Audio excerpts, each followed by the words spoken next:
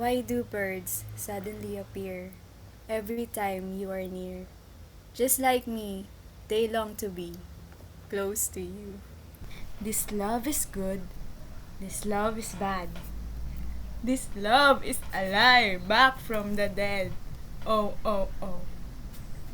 This love came back to me. This love left a permanent mark.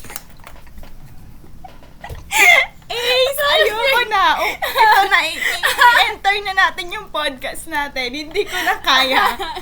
Hindi ko na Bakit may kaya. tono yun, Ice? This love is good. Kanina ko pa pinipigilang hindi matawa, pero hindi ko na talaga kaya. Hayaan na natin. Ito na yung very, very touching, loving intro namin for this episode. Kasi naman, sino ba nag-isip ng topic na to? Hindi, kasi gusto lang talaga namin pag-usapan ano ba talaga ang episode for today, because ang episode for today ay drum rolls. Drum rolls! Love in general. General. Wow. Deep word. Alam mo, there's a reason kung bakit ito yung first time natin mag-topic about love. Kasi, First time to, guys. First time. first and foremost, wala kami experience. Boogs! Grabe yung intro. Wala man lang magagandang words. Disclaimer eh. Pwedeng sabihin muna na we're not yet in that kind of direction in life. Ganon. Yeah. Walang ganon. Diretso agad. Boom. Ganon yung pasabog. Mga ano kasi to eh, mga non-committal. Charot! Hindi. So, bakit ba natin to pag-uusapan kahit wala tayong experience? Bakit nga ba, Ice? For me, ang gandang pag-usapan ng love. Parang Bakit? sa lahat ng libro, palabas, kwento mula sa mga kakilala na tungkol sa pag-ibig, parang ang saya lang niyang i-discover at ang sarap niyang ma-feel. Kahit konti lang yung experience. Kasi yung sinasabi ko experience kasi it's more leaning towards romantic kind of love. Pero meron pa namang ibang love na pwede nating ma-feel kahit hindi siya for a romantic partner, di ba? I totally agree with Ace. Tama. So, speaking of experience with love, anong klaseng experience na ba ang iyong na-feel about love? Grabe naman yung mga umpisang part ng episode na to no? Parang biglang drop ng bomb. Oo, kasi ganyan talaga. Kasi unang part pa lang natin, sobrang cringe na tayo. So, what if Tuloy-tuloy go na natin. deeper down the go deeper down the hole. Let's go sing together. Tama. Pagdating sa experience about love, well, I think I'm not only speaking about mine, but I think we all have felt familial and platonic love to all the people that surrounds us, ganyan. And despite having not much experience when it comes to romantic love, I can say na I'm really satisfied with the kind of love and energy that I've been receiving towards people. Kasi for me, despite not having enough or much experience about romantic love, I can say na I'm really satisfied with the love that I've been receiving with the people that surrounds me. Kasi, lahat na-feel, hindi naman lahat, pero I think the kind of love that I've been receiving with my friends, with my family, satisfies me in a sense na I feel secured, I feel comfort, and I feel their affection, kumbaga. Na parang I can be vulnerable with them, I can show my emotions, and I can also express myself freely.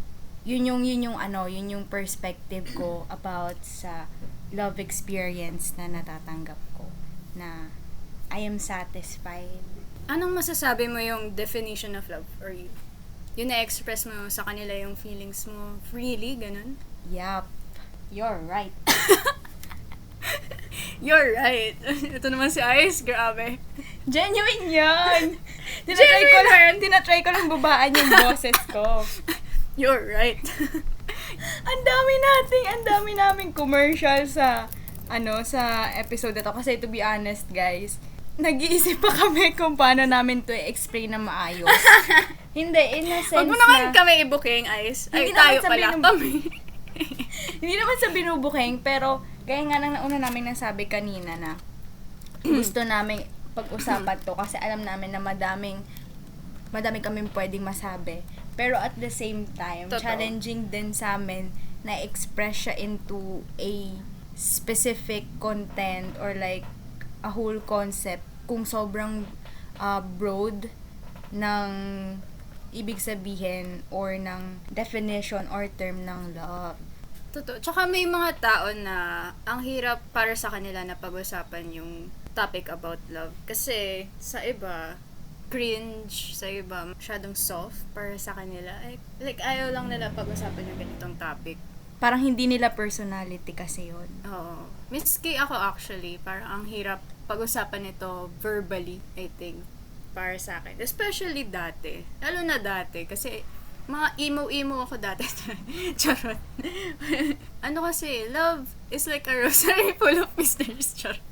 Ako din, naniniwala ako love moves in a mysterious way. Mas madali pa yung sabihin kaysa dun sa intro namin kanina.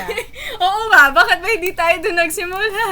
Pero ayun nga, ang daming ways to find love and to give love. Ang hirap din bigyan ng definition kung ano ba talaga yung love. Para sa akin, love is having the security and comfort and peace that you feel for that other person or people.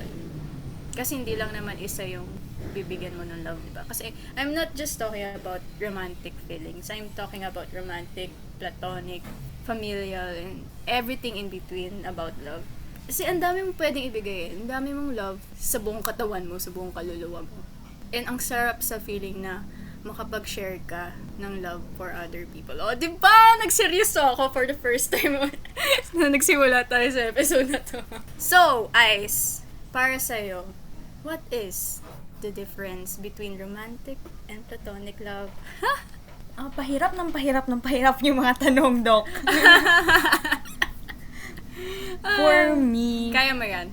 hindi, madali naman talagang i-differentiate yung romantic and platonic love. Kasi, alam mo yung sa generation natin ngayon, yung naobserbahan ko lang naman lately is, very distinct yung pagkakaintindi nila between romantic and platonic love. Like, parang sa Gen Z's, millennials, like, aware sila kung ano yung difference ng dalawa na yun. Na when it comes to romantic love, you feel attraction, you feel parang adrenaline, lust towards a person, be it opposite or same sex. Yun yung romantic type of relationship. Pero when it comes to platonic love, I think it involves more of like a friendship type na it's all about comfort then and security. Ang grabe, lagi na natin nagagamit yung security sa episode na to. Oh, guard kasi tayo. Parang security blanket. Parang ganon. Oo. Platonic Oo. love, parang hindi mo siya nakikita na attracted ka sa kanya in a way na you wanted him or her or they to be your partner. Totoo. How do you know if it's already love na ba? For you, how do you know? Saka mo Grabe talaga- yung buntong hininga. Saka mo talaga binibigay yung mga tanong na Kasi feeling ko kasi iba yung perspective for each person. Like, how do they find out that they love that person romantically or platonically? Like, do they see signs or do they just suddenly realize that, oh, I love this person, ganon? For me, I'm talking about platonic love first. At I think makikita mo na platonic yung relationship nyo when it comes to interest and respect. Na nakukuha mo yun in both ways. Para may two-way communication kayo sa dalawang aspect na yun. For me, that's my experience. Kasi once I get to know them well, and then we have this mutual respect and understanding with each other, parang doon nagbe-build yung yung rapport yung friendship kind of thing. That's platonic love for me. Pero between romantic type, ako kasi yung naniniwala na pag gusto mo yung isang tao, I think yung mga signs, ayoko mag-rely on that one. Parang ang pinaka-effective way to get to know a potential partner is to know them well. By hanging out with them, getting to know them, parang mas ganon. gusto mo yung Slow friends burn. Slow burn. Oh my God. Yung friends before lovers, ganun. Parang may Slow burn. muna, may getting to know stage, kung compatible kayo or hindi. Talking stage, ganun. Alam mo, may napag-usapan ko to one time, last week lang ata, with my classmates. Pinag-uusapan namin love early in the morning habang nag-aantay ng class.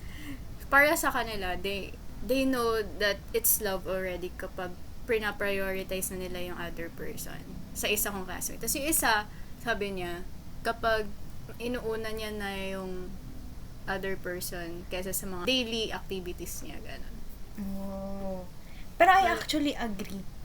Kasi parang, 'di ba, may mga qualities ka kunyari or characters na ito ako Ito ako, hindi mo yun mababago sa akin. And then, when someone like slips into your life, parang magugulat ka din sa sarili mo na, kaya ko pala tong gawin with that person. Kaya ko pala tong gawin para sa kanya. Totoo.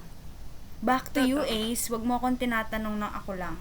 What's the difference? Back to you. Ito na nga, magsasalita na nga Papunta na ako today. Actually, hindi ko alam. Hindi ko talaga alam. Kahit ako, nakakalito. Kasi, yung fine line between romantic and platonic, parang napupunta lang siya sa attraction. Kasi, parang pwede mong gawin parehas Pwede ka mag-date romantically, platonically. Pwede ka mag-love language, quality time, gift-giving, act of service, for romantic or platonically. Pwede mong gawin lahat yun. Yung pinagkaiba lang, you don't do romantic activities sa platonic. Alam niyo na yung activities tinutukoy ko, di ba? Rated PG tayo dito. Pero, parang ayun lang, di ba? Kaya kita tinatanong kanina, how do you define love for romantic? Kasi, gusto ko rin malaman yung ibang perspective para malaman kung ano ba talaga. Well, yung perspective ko, very surface level and very Wikipedia, as you have heard from me. But I hope you learned a thing or two. Or baka masyado lang akong extreme for platonic love. Ewan ko. May nabasa ko na yung soulmate mo, hindi naman lagi siyang dumadating in the form of your partner. Oo. Parang it can be one of your friends, your family, ganyan. And may nabasa din ako, and narinig before sa isa ding podcast, na kung gusto mo ding ma-maintain or mapatagal yung friendship nyo, dapat you treat it also like a romantic type of relationship, in a sense na nag-e-effort ka to catch up, to meet up with your friends, ganyan. Parang in a sense na It's a two-way street naman. Every relationship, mapa-romantic or platonic, kailangan parehas kayo nag-effort. yun yung kung lalagyan natin ng Venn diagram, yun yung gitna ng romantic and platonic effort. It's a really complex topic to talk about. And ang daming different types of love kasi hindi mo lang siya malalagay sa isang category. So, since napag-usapan na natin yung romantic and platonic love, I believe that there are other different kinds of love that we can also talk about in this episode, right, Ace? Tama, Ice. And sisimulan ko na kasi may isa akong alam na kind of love na I think madalas naman siya marinig pero hindi siya madalas pag-usapan. Okay, I see. Ano yan? So, if ibabasa natin siya dun sa Greek word, tama ba? Greek word niya, it's called philia or familial love. Oh. Yun. So, ang love na to. This love talks about family ties, ganyan. About your how you communicate your love with your family, how you express it with them, ganyan. Parang isa to sa mga masasabi kong underrated na pag-usapan. Oh. Kasi family itself it's a very complex type of relationship sa lahat ng relationship mo sa buhay. I think we can all agree to that message of family, but through and through, kahit na anong mangyari sa'yo, parang yung naging number one support, not all, pero yung una mo talaga may isip when it comes to difficult times is yung family mo. Or when you have success in life, sino ba yung una mong binibigyan ng taste of your success? Di ba yung family mo din? I think yun yung common, hindi concept common culture when it comes to us Filipinos. Parang ang strong talaga nung familial love sa atin. Kahit manood ka ng mga contest sa TV, yung mga nagtatrabaho na ordinaryong tao, tatanungin mo sila bakit sila sumali sa ganito, bakit sila nagtatrabaho ng ganito. Kasi gusto kong makatulong sa pamilya ko. Gusto kong maranasan ng pamilya ko yung magandang buhay, ganyan. 'Di ba parang through that kind of service of love, parang yun yung way mo to show how much you love your family. Parang gano'n. Totoo. Sobrang importante din ng family love kasi they've been there since day one. Sila yung nagsusupport sa'yo kapag wala nang magsusupport sa'yo na ibang tao. Sila lang yung maniniwala sa'yo kapag hindi ka na naniniwala sa sarili mo. Di ba? Kaya sobrang importante nun. Pero para sa akin, meron pang ibang types of love na sobrang important din. Ito yung self-love. Oof! Self-love, yun napili ko. Kasi dahil sa sobrang trending, tsaka laging pinag-uusapan, parang napuput out of context na siya. Yung self-love, meron siyang tinatawag in Greek terms. It's called philautia.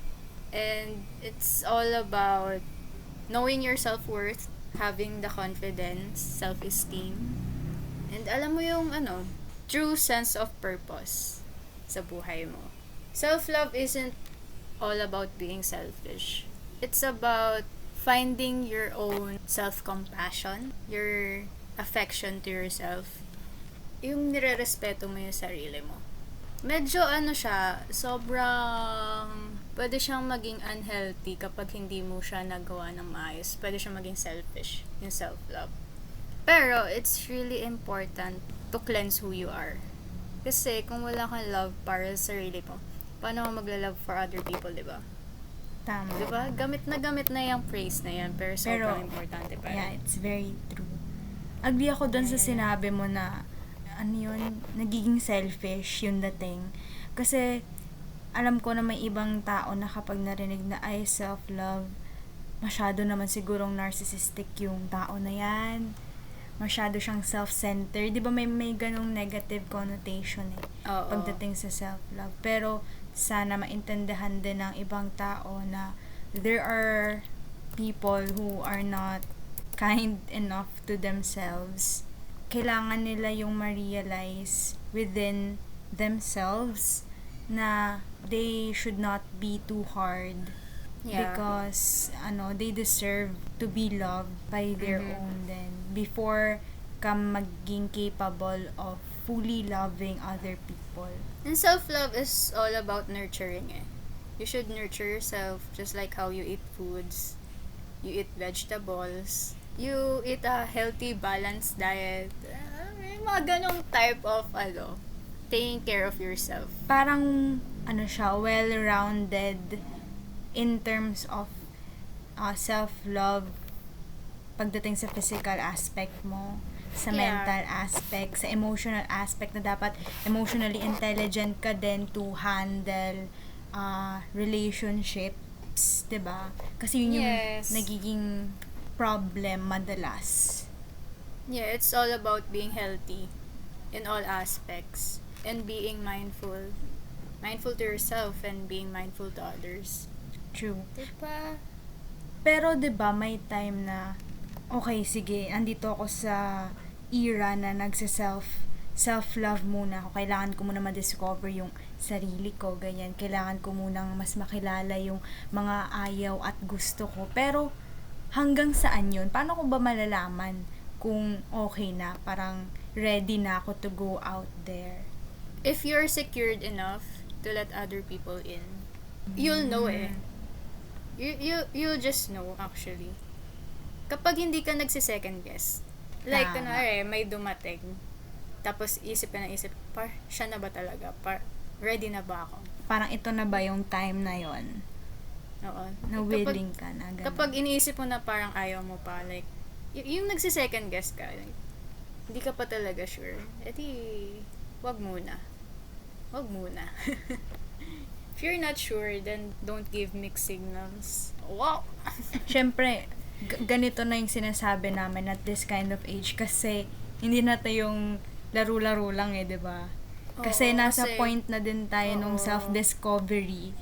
And at the same time, we are already responsible adults na yung Yeah. actions mo, they have consequence. Tsaka, Kwek-kwek there are sana other- sasabihin ko eh. They have kwek-kwek. Quick. There are other feelings involved. Yeah. Diba? Masasaktan yung mga tao kapag hindi ka responsible sa actions mo. Kaya masaya Yeah. din na balikan yung mga puppy love, high school sweethearts, ganyan. Kasi nga, since andito na tayo, seryoso na to, parang naghahanap ka na din kasi nga ng potential partner. Hindi lifetime muna. Masyado pa maaga sa lifetime. Parang long-term relationships, Oo. ganyan. Romantic and platonic, 'di ba? Sino naman may gusto ng kaibigan na, 'di ba, like very short term lang and then hindi pa naging maganda yung ano, 'di ba, yung nangyari or situation, parang ganun. Di syempre parang you need to handpick the people who you let in your life. Tama. Pero nung sinabi mo puppy love, meron ako naalala. Ano yan? Ito yung parang 3 kinds of love that you'll encounter in your life. Una muna yung puppy oo. love. Or first love, pwede rin. Tapos yung pangalawa yung intense kind of love. Yung love na bugsh, dumating na lang bigla. Ganun.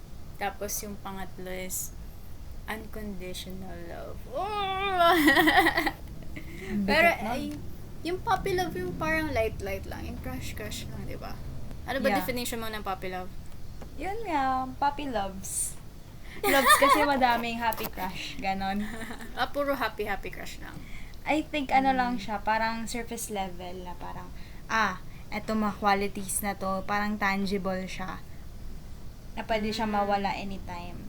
Parang for that fleeting moment, ganon. Ah. Kaya may attraction ka sa kanya. Pero, hindi siya enough for you to like, go deeper or involve yourself in more, in-depth way. Do you Yeah. get me?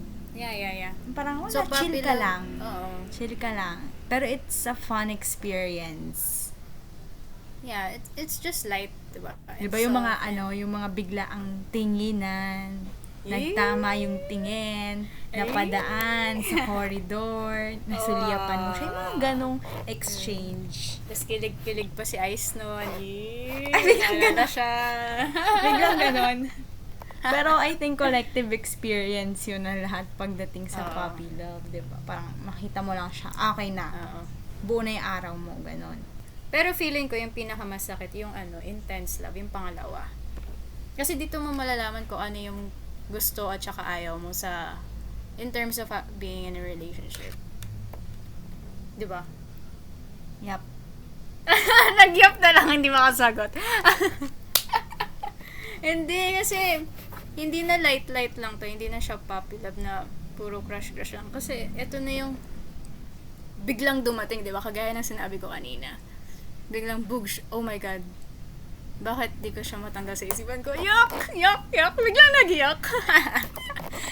You are your own enemy talaga. Oo nga. Nag-cringe ka ayun. sa sarili mo. Oo Oo nga, dito na dadating yung self-doubt. Ganon. Kasi, yung puppy love, di mo pa naman siya na-experience. First time pa lang yun, so happy-happy ka pa lang, di ba? Pero pagdating sa intense love, dito ka na magda-dive deeper into the unknown. So, of course, you're going to have doubts on what you're going to do. And hindi mo pa alam kung paano mo ina-navigate your relationships niyo kasi you still don't know what you want. You still don't know how you're going to do it or how you're going to compromise. Diba? So, yung feeling ko pinakamasakit is intense love. Saka add ko din na parang testing water level of Oo. ano siya, This is where you relationship. Kasi, hindi mo siya kasi masabi in specifics. Pero, I think there are times na yung boundaries mo parang hindi nalampasan pero parang nag-go overboard ka na sa boundaries mo because of this kind of love. Parang, Oo. it's a common thing when you Oo. experience this kind of, kasi hindi mo pa alam na okay, ito lang dapat, kasi parang ito din yung phase na all out ka, I think. Totoo. And then yung pangatlo is unconditional love. Yung after mo ma-experience intense love, alam mo na kung ano yung gusto mo. Alam mo na kung paano mag-compromise, nag-evolve ka na, nag-change ka na. Ito na yung love na makapagbigay sa'yo ng security guard. Charot.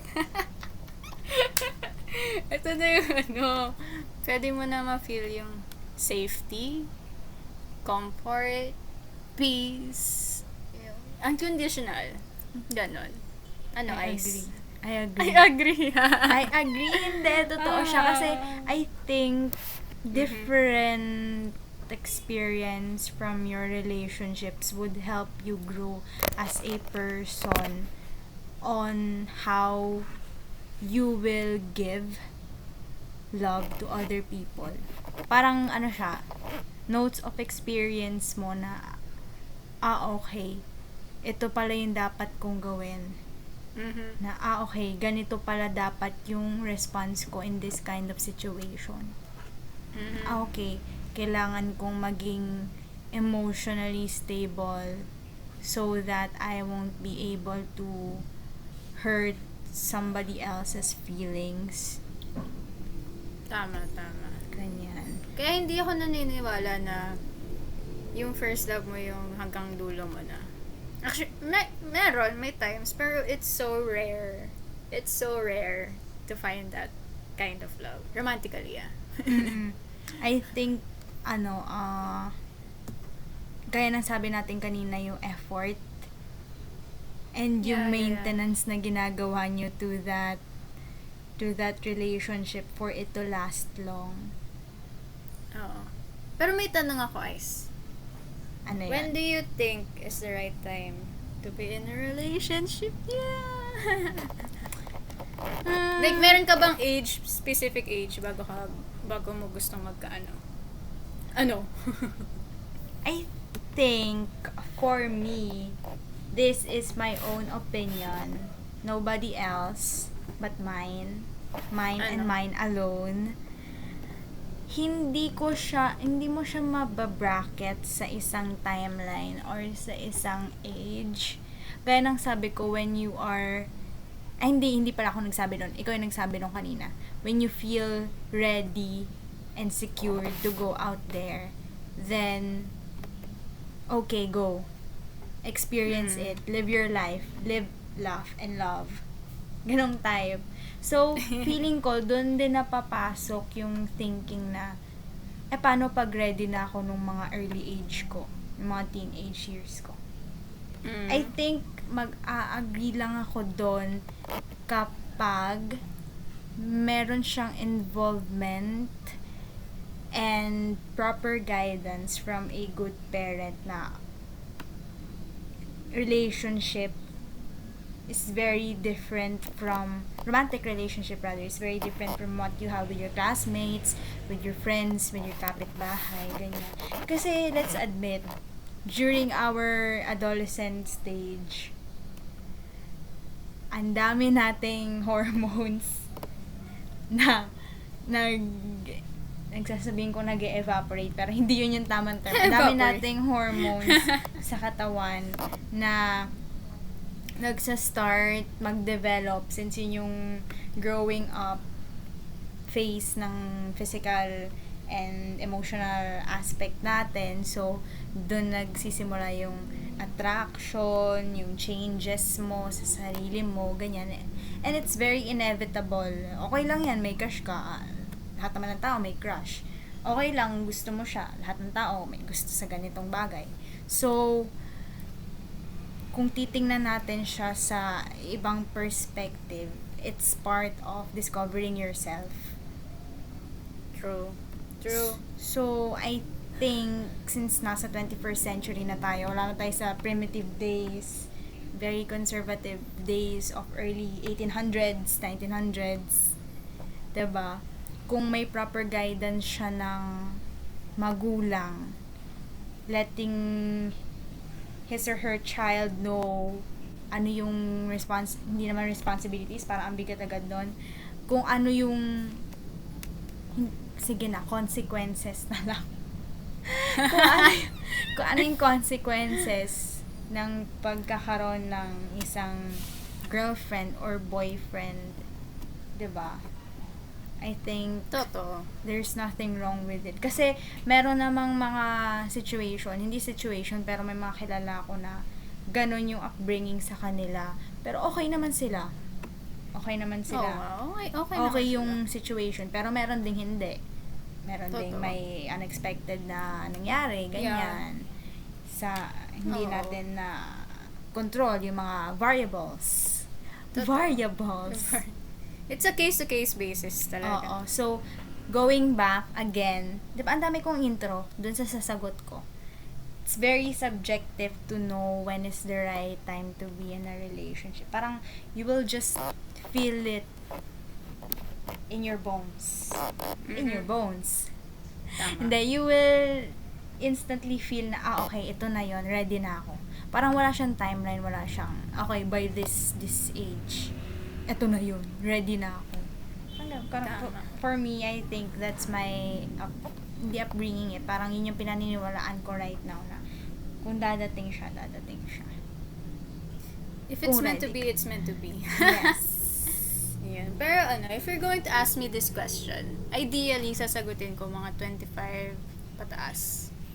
Or after ka graduate. Kasi ang daming factors to want to be in a relationship. Like, sobrang hassle kasi siya as a person. Ito, everyone is entitled to our own opinions. For me kasi, it's a big responsibility letting someone into your life.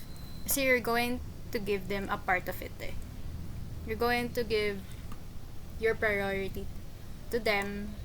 You're going to give a part of yours to them. Diba? Kasi, we're not just going to date for a long time.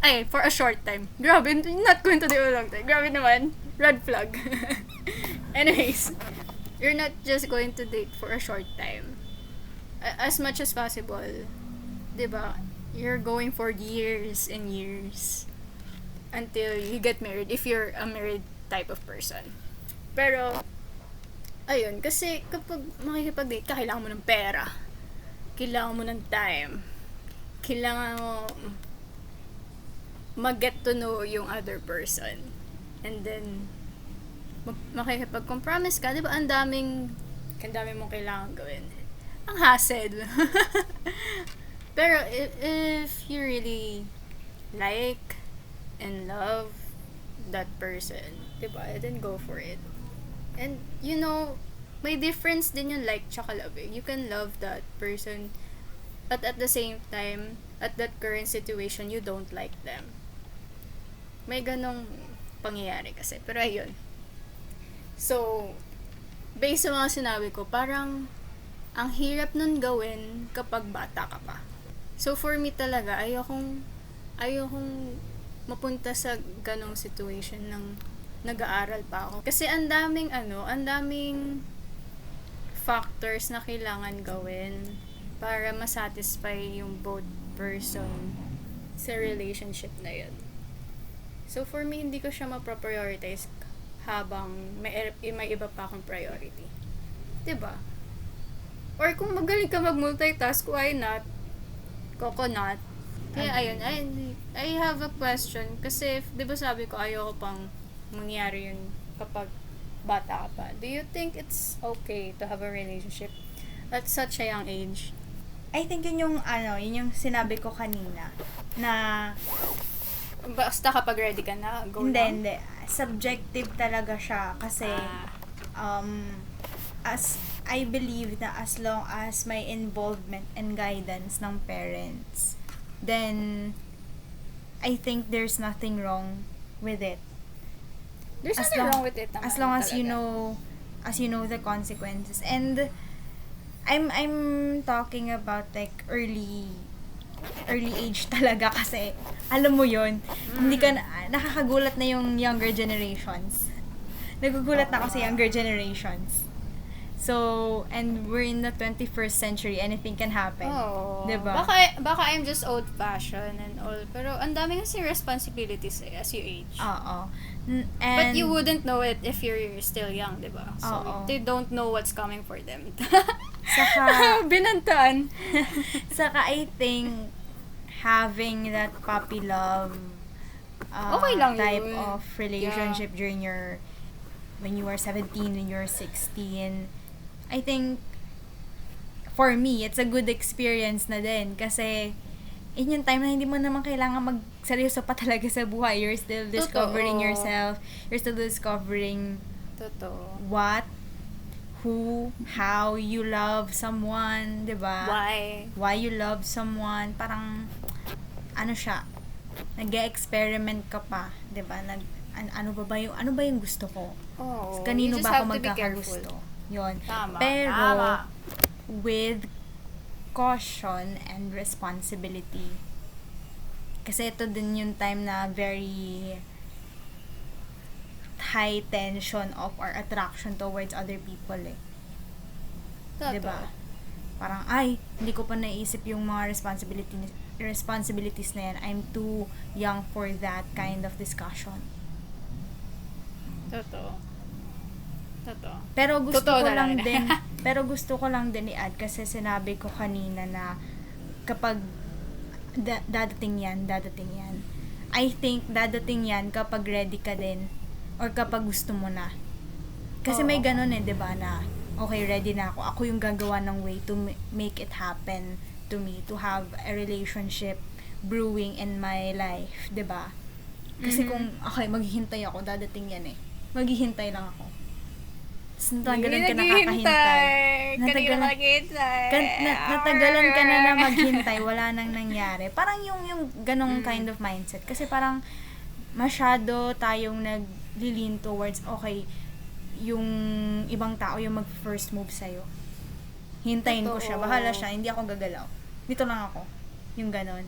And gusto ko lang i-correlate dun sa sinabi mo na kapag hindi ka pa ready. Kasi it's like, gaya nga sabi natin, we're in this kind of age wherein we choose to prioritize maybe our study, maybe our careers, our profession. So, hindi mo siya masingit sa schedule mo yung time for committing a relationship, 'di ba? Kasi ang daming factors na pwede maka-affect dun. Kasi syempre, kung gusto mo naman talaga maging committed sa isang tao, you will invest time, you will invest your time, efforts, and like overall appearance mo in that relationship. You need to be 100% there. Pero kung hindi mo nag-top 2 lang siya or something sa listahan mo, then maybe you need to review your notes if you are really ready or not. Actually, pwede naman siya maging top 2 eh.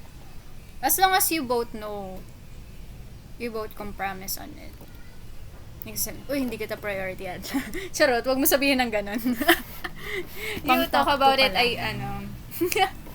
talk about it the right way. Ganun. Kasi if you both know your situations naman eh, tapos you want to work it out, why not? Yeah, it's okay to be top 2. Okay, sorry, my bad. Anyways, Hindi naman, it's your, perspective. tama. May mga ganong tao kasi, yung iba kasi deal breaker na nila yun kapag hindi ka priority. Oo, yun nga. Yun, parang siguro doon ako nag-base na may mga tao kasi na okay, gusto ko ako yung topmost. Kapag hindi, then it's non-negotiable. 'Di ba? Yun, speaking of. Ito So, yung term, princess treatment. oh, ito yung term na na recently Yes. surface ulit mga non-negotiables mo sa Yeah. tao or sa relationship, ganyan. So, I get Pero, since napag-usapan natin yun na negotiables, ano ba yung love language mo? Ito na yun eh. Ano ba yung love language mo? When it comes to ikaw na nag-give and then you na receiving end. Parang ganon. Giving and receiving para sa akin, quality time. Yun yung pinaka-top one. Pero, you want all of it eh. Na ma-experience yun. You want all of the love language. Kasi kapag nagmamahal ka, gagawin mo talaga lahat eh. Pero yung pinaka-top lang talaga is quality. Parang yun yung pinaka na-emphasize lang. Pero of course, you want it all. Okay. So, magaling ka din. Pero when it comes to you naman na giving back to your special someone, like, gusto mo din all-arounder ka sa lahat ng love lang. Wow. No, wow. Wow. Eh, kasi you need it all, diba? Para mapa-feel mo and ma-feel mo na love ka, ganun. Okay, Diba? I agree with you. Because, kung kunwari, yung love language mo sa receiving giving, gift giving.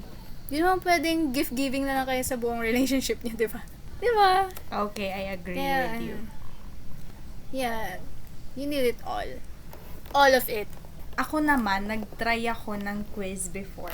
Tapos, parang sobrang confident ko na lalabas dito sa akin words of affirmation. Kasi yun yung parang forte ko eh.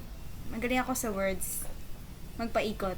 Hindi. So, yun yung parang feeling ko kaya ko mag-comfort or doon ko kaya express yung sarili ko, ganyan. Tapos, nagulat ako kasi ang lumabas ay quality time.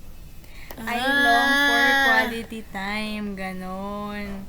Nung una, hindi ko siya tanggap. Sabi ko, hindi naman ako mahilig sa ganon. Parang okay na ako kahit di tayo magkita. Okay na ako kahit di tayo magkita. Basta, like, may words of affirmation na may assurance, ganyan. And then, na-realize ko na, okay, tama pala to. Kasi feeling ko, yun yung nafe-feel ko na masyado ko lang siyang I swept it under the rug. Yung ganong idea. And then, totoo pala talaga siya. So, quality time ang hanap ko. Pero I think I'm more of pagdating sa pagbibigay, more of words of affirmation ako. Pero I think it's very important to know the love language of your partner or your friends in order to work things out, to have a better communication. Kasi, sige, bigay ka ng quality time. Ang gusto niya naman pala, words of affirmation lang. Or sige, bigay ng physical touch. Tama, diba? Physical touch ba? Physical touch. Ayaw naman pala niya ng ganon. Diba? Tama. So, may boundaries pa din na you need to see and know and understand and meet each other halfway. Yeah. Tsaka I just want to say na hindi lang to romantic, yung love language. It's for all. True. Friends, family, anyone. Anyone that you love. Talaga. And knowing na, yung tama ka sa way ng pagbibigay mo ng love towards them. Parang ang gaan sa pakiramdam na nakikita mo na na-appreciate nila yung ginagawa mo. Totoo. Pero alam mo, Ice, ang dami natin na pag-usapan about love. Feeling ko hindi to matatapos eh. Ang haba dami na. namin. Kasi ang dami talagang complex subtopics ng topic na to. Pero yung pinaka-$1,000,000 last question natin for today is parang glorify lang na tanong ng mahal ko o mahal ako. Is it better to receive or give love? O, diba? In English lang. is it better to receive or to give love? For me, I think, base na din sa character ko, especially na mga nakakilala sa akin, I think I would always choose to give love. Kasi, it's, for me, it's fulfilling on my end to know that I was able to share all the love that I have inside my body. Na hindi ba parang ang saya, ang sarap sa pakiramdam na kaya mong magbigay ng isang bagay na kailanman hindi naman nakukuha ng ibang tao sa'yo kasi sa'yo nang galing yun. Kasi habang ginawa mo tong bagay na to or binigay mo tong bagay na to sa kanya, siya yung naisip mo. Or because it was out of love. Kasi parang for me, siguro kaya din I don't have much yet experience or I don't entertain romantic experiences yet is I highly see love as something that's very big and hindi siya important pero sobrang one of a kind gift niya to give to other people. Parang it's a privilege for me na mabigyan ka ng ganong klaseng emotion or pagpapahalaga ng isang tao. Gino-glorify ko na yung love. And I mean, parang ang special niya kasi and may capability ka na magbigay ng something special sa ibang tao. Parang ganun kasi yung perspective ko. So, I would love to give love to other people than to receive. Ako, iba sagot ko. Okay ba tayong sagot for the first time? Pero kasi, feeling ko, ang laki ng cup ko of giving love. So, feeling ko ang puno ako, ganun. Kaya, I want to receive it. Kasi, no matter how much I receive it, I know that I can give it back. Kaya, parang mas gusto ko, alam mo yun, para may mag-reciprocate naman, hindi yung, Okay, puro ako yes. Ganun. Kaya, for me lang, gusto ko maka-receive kasi confident ako na mabibigay ko rin pabalik. Tapos twice pa, ganon. Yeah. Aww. Yeah. Pero totoo naman kasi, 'di ba? Ang sarap makatanggap ng pagmamahal. Kung ganun yung perspective ko, tas ikaw yung magre-receive, 'di ba? Parang boosh. Gets yung concept. Parang ang gandang malaman na ito pala yung iniisip niya kapag binigyan ko siya. Ito pala yung iniisip niya kapag natanggap niya. 'Di ba? Yeah. Kasi kaya nga it's something very special. Totoo. Tsaka, appreciative akong tao. Glenori pa yung sarili. Pero ayun, wala lang. May movie from a quote. Halo ko na talaga yung mga words. May quote from a movie. Hindi ko na alam yung exact words. From Moulin Rouge. Ano ba yun? Yung musical movie. Yeah. I hope I was able to pronounce it correct because I'm no French. Yung, ano ba yun? Hindi ko na sasabihin yung exact words kasi nakalimutan ko na siya. Pero yung sinasabi ng line na yun is, yung purpose natin sa buhay is to love and be loved. Hey. Parang it's a great way to live, to be loved, and to love and to be loved by your beloved. Hey. Parang ganun. So something slay. like that. That is so slaying. Tama. I agree wholeheartedly. Word of the day, security, and I agree. That's our word of the day. Tama. Kasi, Pero anyways, to wrap it all up, yes! I hope you learn a thing or two from your resident, non-experienced Yeah. love experts. Yeah, I hope you all want to feel love and want to And to give be love. loved and And to be love. loved and to love. Puro love, no? 'Cause Nakaumay? Love is everywhere. Love can bring possibilities. Love makes the world go Oo. round. Love Sana is nahulaan powerful. niyo yung yung sinasabi namin sa unang part, yung intro. Kung nahulaan niyo yun, comment down below. Kung anong songs yon na tinula namin. Oo, nahirap kaming itula. Kasi tawa kami na tawa. Pero ayun. Well, I hope you Yes. enjoyed this episode. So, you can listen to this through YouTube and Anchor. And our YouTube channel is Rainbow Portal Podcast.